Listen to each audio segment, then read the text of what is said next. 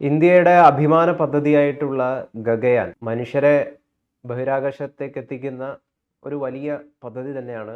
അത് പ്ലാൻ ചെയ്തിട്ട് ഒരുപാട് നാളുകളായി. ഏറ്റവും ഒടുവിൽ പുറത്തുവരുന്ന റിപ്പോർട്ടുകൾ അനുസരിച്ചിട്ട് ഉടനെ തന്നെ ഒന്നും ഗഗയാൻ സംഭവിക്കില്ല എന്നുള്ളതാണ്. പല തരത്തിലുമുള്ള സാങ്കേതിക തടസ്സങ്ങൾ ഇതുമായി ബന്ധപ്പെട്ടിട്ട് നേരിടുകയാണ്. എന്തൊക്കെയാണത്? ഗൗതം പറഞ്ഞതുപോലെ ഗഗൻയാൻ ഇന്ത്യയുടെ ഒരു ബഹിരാകാശ ചരിത്രത്തിലെ ഏറ്റവും വലിയ ഒരു സ്വപ്നവും പദ്ധതിയും ഒക്കെയാണ്. പക്ഷേ ഇത് യാഥാർത്ഥ്യമാകുന്നത് ഒരുപാട് കാലതാമസം ഉണ്ടാകുന്നു. ഈ ഇന്ത്യയുടെ എല്ലാ പ്രതിരോധ മേഖലയിലെ ആണെങ്കിലും ബഹിരാകാശത്തെ ആണെങ്കിലും പദ്ധതികളൊക്കെ ഈ കാലതാമസം എന്ന് പറയുന്നത് വല്ലാത്തൊരു പ്രതിസന്ധിയാണ്. പലപ്പോഴും ഈ സ്വപ്നങ്ങൾ യാഥാർത്ഥ്യമാകുമ്പോഴേക്കും ആ യാഥാർത്ഥ്യം കൊണ്ട് പ്രയോജനമില്ലാത്ത ഒരു തലത്തിലേക്ക് അതെത്തും. അങ്ങനെയൊക്കെയുള്ള ഒരു വല്ലാത്ത ഒരു ബ്യൂറോക്രാറ്റിക് ഡിലേ എന്നൊക്കെ പറയുന്നത് നമ്മളെ ബഹിരാകാശ മേഖലയും ബാധിച്ചിട്ടുണ്ട്. ഇത് വീണ്ടും അത് ചർച്ചാ വിഷയമായത് ഈ ഗഗൻയാൻ എന്നത്, ആദ്യം ഞാൻ അതിനെക്കുറിച്ചൊന്ന് ചെറുതായിട്ട് പറയാം, എന്തുകൊണ്ടാണ് ഇപ്പോൾ അത് വാർത്തകളിലേക്ക് എത്തിയിരിക്കുന്നതെന്ന് പറയാം. അതിനുശേഷം നമുക്കതൊന്ന് വിശകലനം ചെയ്യാം. ഗഗൻയാൻ പദ്ധതി ഇപ്പോൾ വാർത്തകളിലേക്ക് എത്തിയിരിക്കുന്നത് ഈ വരുന്ന ഫെബ്രുവരി 10-ാം തീയതി ആണെന്ന് തോന്നുന്നു, 10-നോ 12-നോ ആണ്. അപ്പോൾ ഈ ഫെബ്രുവരിയിൽ ആണ് ഇതിൻ്റെ ഭാഗമായിട്ട് മനുഷ്യൻ കയറാത്ത ഒരു ക്യാപ്സൂള് അന്തരീക്ഷത്തിലേക്ക് വിക്ഷേപിക്കാനുള്ള ഒരു പരിപാടി, ഒരു ടാർഗറ്റ് ഉണ്ടായിരുന്നത്. പക്ഷേ ദൗർഭാഗ്യവശാൽ അത് ഇപ്പോൾ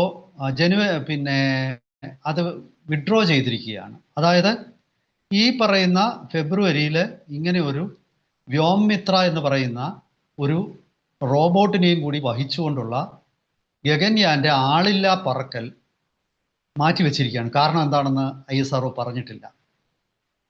ഇത് അമേരിക്കയുടെ ബഹിരാകാശ ഏജൻസി നാസ ഇതിനെ നിരീക്ഷിക്കാനായിട്ട് അവർക്ക് നമ്മൾ റിക്വസ്റ്റ് കൊടുത്തിരുന്നു. അപ്പോൾ അവർ ആ റിക്വസ്റ്റ് തൽക്കാലത്തേക്ക് ഇന്ത്യ പിൻവലിച്ചു എന്നൊരു വിവരം അവർ പുറത്തു വിടുമ്പോഴാണ് നമ്മൾ ഇതെല്ലാവരും അറിയുന്നത്. അപ്പോൾ അങ്ങനെ ഈ വ്യോംമിത്ര എന്ന് പറയുന്ന റോബോട്ടിൻ്റെ ബഹിരാകാശ യാത്ര തൽക്കാലം മാറ്റിവെച്ചിരിക്കുന്നു. കാരണം എന്താണെന്ന് നമുക്ക് അറിഞ്ഞുകൂടാ. പല G1 എന്നാണ് ആ ഫ്ലൈറ്റിൻ്റെ പേര്, ഗഗൻയാൻ G1.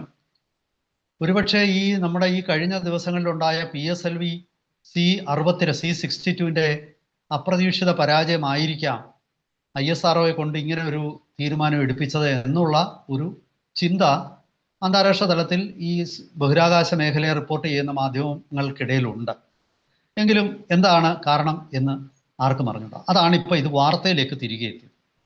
ഇനി നമുക്ക് മറ്റൊരു കാര്യം നോക്കാം. യഥാർത്ഥത്തിൽ ഈ ISROയുടെ ഗഗൻയാൻ എന്ന പദ്ധതി എന്താണ് അത് ലക്ഷ്യമിടുന്നത്? ഞാൻ ആദ്യം പറഞ്ഞതുപോലെ ഇന്ത്യയുടെ 3 ബഹിരാകാശ സഞ്ചാരികളെ ശൂന്യാകാശത്തിലെ 7ഓളം ദിവസം, ആദ്യത്തെ ഒരു പ്ലാൻ അങ്ങനെയാണ്, 7 ദിവസം ശൂന്യാകാശത്തിൽ 400 കിലോമീറ്റർ അകലെയുള്ള ഒരു ഭ്രമണപഥത്തിലൂടെ കറങ്ങുന്ന ഒരു ക്യാപ്സൂളിൽ അവർ സഞ്ചരിക്കും. അതായിരുന്നു നമ്മുടെ ആദ്യത്തെ ലക്ഷ്യം. ഇതിന് നമ്മൾ 4 ആൾക്കാരെ തിരഞ്ഞെടുത്തിരുന്നു. അക്കൂട്ടത്തിൽ മലയാളിയായ പ്രശാന്ത് ബാലകൃഷ്ണൻ നായർ എന്ന ബഹിരാകാശ ശാസ്ത്രജ്ഞനും ഉണ്ടായിരുന്നു. ഇങ്ങനെ ഒരു പദ്ധതി പക്ഷേ വീണ്ടും ഇത് 2027 നടക്കുമെന്നൊക്കെയാണ് ഏറ്റവും ഒടുവിൽ വരുന്നത്.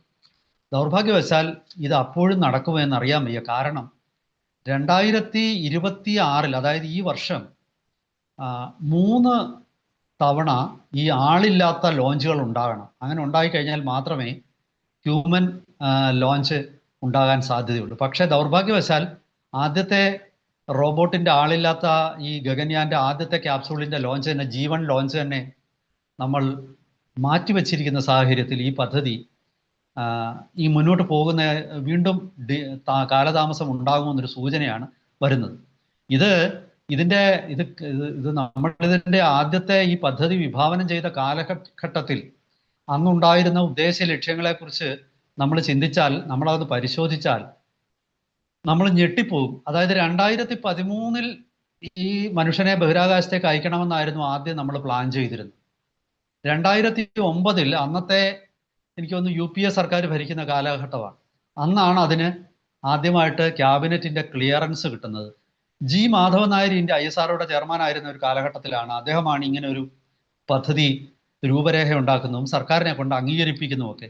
പക്ഷെ അന്ന് വലിയൊരു ദൗർഭാഗ്യം ഉണ്ടായിരുന്നു. കാരണം സർക്കാർ വേണ്ടത്ര ഫണ്ട് ഈ പരിപാടിക്ക് കൊടുക്കാൻ തയ്യാറായിരുന്നില്ല. അതായിരുന്നു ഒരു വലിയ പ്രതിസന്ധി. ആ ഫണ്ടിന്റെ അഭാവമായിരുന്നു ഞാൻ പറഞ്ഞ പോലെ ആ കാലത്തെ ഒരു വലിയ ബുദ്ധിമുട്ട്. പക്ഷെ പിന്നീട് ഈ 2013 നടന്നില്ല. പിന്നെ ഈ പദ്ധതി വളരെ കൃത്യമായ ഒരു ആവശ്യത്തിന് ഫണ്ടൊക്കെ അനുവദിക്കുന്നത് 2015 പ്രധാനമന്ത്രിയായിട്ട് നരേന്ദ്രമോദി അധികാരത്തിൽ വന്നതിന് ശേഷം 2018 സ്വാതന്ത്ര്യ ദിന പ്രസംഗത്തിൽ പ്രധാനമന്ത്രി ശ്രീ നരേന്ദ്രമോദി ഇത് ഒരു മിഷൻ മോഡിലോട്ട് കൊണ്ടുവന്നിട്ട് അദ്ദേഹം ഈ പദ്ധതിയെക്കുറിച്ച് ലോകത്തെ അറിയിക്കുകയും 2021 തോന്നുന്നു പിന്നെ ബഹിരാകാശത്തേക്ക് മനുഷ്യനെ എത്തിക്കാനുള്ള ഒരു ഡെഡ് ലൈൻ ഒക്കെ വെച്ചത്. പക്ഷെ കോവിഡ് കാരണമായിരിക്കണം അന്ന് ലോകത്തെമ്പാടുമുള്ള സപ്ലൈ ചെയിനിലൊക്കെ ഉള്ള പിന്നെ തകർച്ചകളും ഒക്കെ കാരണം 2021 ഈ പദ്ധതി നടന്നില്ല. പക്ഷെ പിന്നീട് ഇതിങ്ങനെ ഇഴഞ്ഞു നീങ്ങുകയാണ്. ഇത് ദൗർഭാഗ്യവശാൽ ഈ ഏറ്റവും ഒടുവിൽ വെച്ചിരുന്ന ടാർഗറ്റ് പോലും പൂർത്തിയാക്കാൻ പറ്റും എന്ന് എനിക്ക് തോന്നുന്നില്ല. 4 biological experiments, 2 physical science experiments, ഇതൊക്കെ ആകാശത്തിൽ വെച്ച് നടത്താനാണ് ഈ പദ്ധതിയുടെ ഒരു ലക്ഷ്യം. ഇപ്പൊ ചില ആൾക്കാരുണ്ട്, ചിലർ ചോദിക്കും ഈ മനുഷ്യനെ ബഹിരാകാശത്തോട്ട് എന്തിനാണ് വിടുന്നത്, പകരം നാട്ടിൽ കക്കൂസ് പണിഞ്ഞാൽ പോരായോ, അല്ലെ നാട്ടിൽ റോഡ് പണിഞ്ഞാൽ പോരായോ എന്നൊക്കെ ചോദിക്കുന്ന ആൾക്കാരുണ്ട്. അത് ചിലർ ഗൂഢലക്ഷ്യങ്ങൾ വെച്ച് ചോദിക്കുന്നവരായിരിക്കാം, ചിലർ കാര്യം അറിയാൻ വയ്യാതെ ചോദിക്കുന്ന ആൾക്കാരുമുണ്ട്. അപ്പം അവർക്കുള്ള മറുപടിയാണ് ഞാൻ ഈ പറഞ്ഞ മൈക്രോ ഗ്രാവിറ്റിയിൽ നടത്തുന്ന എക്സ്പെരിമെന്റ്സ് ആണ് ഈ സ്പേസിലെ ഒരു വളരെ പ്രധാനപ്പെട്ട ഘടകം. ഈ സ്പേസ് മിഷൻസിന്റെ ഒരു പ്രധാനപ്പെട്ട ഘടകം മനുഷ്യന്റെ ആരോഗ്യത്തെ സംബന്ധിച്ചിട്ട് അതിനുള്ള മരുന്നുകൾ ഉൾപ്പെടെയുള്ള പരീക്ഷണങ്ങൾ, മൈക്രോ ഗ്രാവിറ്റിയിൽ മറ്റു പല ഉപകരണങ്ങൾ പ്രവർത്തിക്കുന്നതുമായിട്ട് ബന്ധപ്പെട്ട പരീക്ഷണങ്ങൾ, ഇതിന് മനുഷ്യന്റെ ജനറ്റിക്സ് പോലും സംബന്ധിച്ച പരീക്ഷണങ്ങൾ മൈക്രോ ഗ്രാവിറ്റിയുടെ ഒരു പശ്ചാത്തലത്തിൽ അത് അവിടെ വെച്ച് നടത്തുമ്പോൾ ഉണ്ടാകുന്ന റിസൾട്ടുകൾ വളരെ വിലയേറിയ ഇൻപുട്ടുകളാണ് നമ്മുടെ ഗവേഷണ പദ്ധതികൾക്ക് തരുന്നത്. അപ്പം ഇത് നമ്മൾ വിചാരിക്കുന്നത് പോലെ ഇത് ലോകത്തെ കാണിക്കാനായിട്ട് ബഹിരാകാശത്തേക്ക് ഇന്ത്യയും അയച്ചു, അതിനല്ല. അതിൻ്റെ ഭാഗമായിട്ട് ഒരുപാട് പരീക്ഷണങ്ങൾ നടത്തും.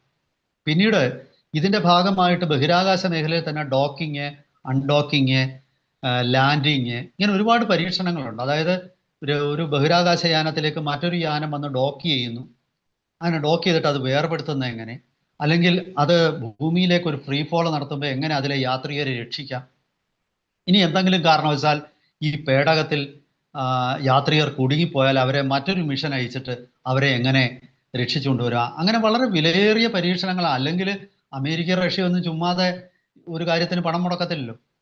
സായിപ്പ് പണം മുടക്കുന്നുണ്ടെങ്കിൽ അതിൽ റിട്ടേൺ ഉണ്ടാകണം, അതിൽ പ്രയോജനം ഉണ്ടാകണം.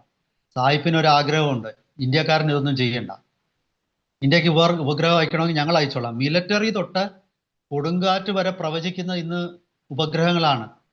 ഇന്ത്യക്ക് പിന്നെ എർത്ത് ഒബ്സർവേഷൻ സാറ്റലൈറ്റ് വന്നതിന് ശേഷം ഒഡീഷയിലും പശ്ചിമ ബംഗാളിലും മറ്റും കൊടുങ്കാറ്റിലും വെള്ളപ്പൊക്കത്തിലും മരിക്കുന്നവരുടെ എണ്ണം എന്താണ് വളരെ കുറഞ്ഞു. അപ്പൊ ഒരു ഉദാഹരണം ഞാൻ 2000 ഈ ഏറ്റവും ഒടുവിലത്തെ വളരെ പ്രിസിഷൻ ആയിട്ടുള്ള സിന്തറ്റിക് അപ്പർച്ചർ റഡാറുകളുള്ള ഉപഗ്രഹങ്ങൾ വന്നതിന് ശേഷം ഉള്ളത്, അതിനു മുമ്പ് ഉള്ള കാലഘട്ടത്തിൽ പിന്നെ ഈ പ്രകൃതിക്ഷോഭങ്ങളിൽ ഒഡീഷ പോലുള്ള സംസ്ഥാനങ്ങൾ മരിക്കുന്നവരുടെ എണ്ണത്തിന്റെ കുറവ് കേട്ടാൽ നിങ്ങൾ അത്ഭുതപ്പെടും. 2000-ത്തിനൊക്കെ മുമ്പ് ഒഡീഷയിൽ ഒരു കൊടുങ്കാറ്റൊക്കെ വന്നാൽ 10,000 ആൾക്കാരൊക്കെ മരിക്കുമായിരുന്നു. 2015 ശേഷം 10-ൽ താഴെ ആൾക്കാരായിട്ട് അത് ചുരുങ്ങി. ഇപ്പോൾ ഒഡീഷയിൽ ഒരു കൊടുങ്കാറ്റ് വന്ന അങ്ങനെ വളരെ തുച്ഛമായ ആൾക്കാരെ മരിക്കാറുള്ളൂ. കാരണം 10 ലക്ഷം 20 ലക്ഷം ആൾക്കാരെയൊക്കെയാണ് ഒഴിപ്പിക്കുന്നത്. അവരെ പെട്ടെന്ന് തന്നെ 2 ദിവസം മുമ്പൊക്കെ തന്നെ നമുക്ക് സൂചന കിട്ടും, വലിയ പേമാരിയും കൊടുങ്കാറ്റും അവിടെ വരാൻ പോകുന്നു. ആൾക്കാരെ വലിയ തോതിലാണ് ഒഡീഷ സർക്കാർ അവിടുന്ന് മാറ്റുന്നത്. കേരളം എല്ലാത്തിലും 1-ാം നമ്പറായ കേരളത്തിൽ പിന്നെ ഡാം തുറന്നുവിട്ട് 500 പേരെ കൊന്നു എന്നുള്ളത് ഞാൻ മറക്കുന്നില്ല. അത് പക്ഷെ മനുഷ്യനിർമ്മിതമായ അപകടമാണ്, അല്ലാതെ അല്ല. അപ്പൊ ഉപഗ്രഹങ്ങൾക്കും ബഹിരാകാശ പരീക്ഷണങ്ങൾക്കുള്ള പ്രസക്തിയാണ് ഞാൻ പറഞ്ഞത്.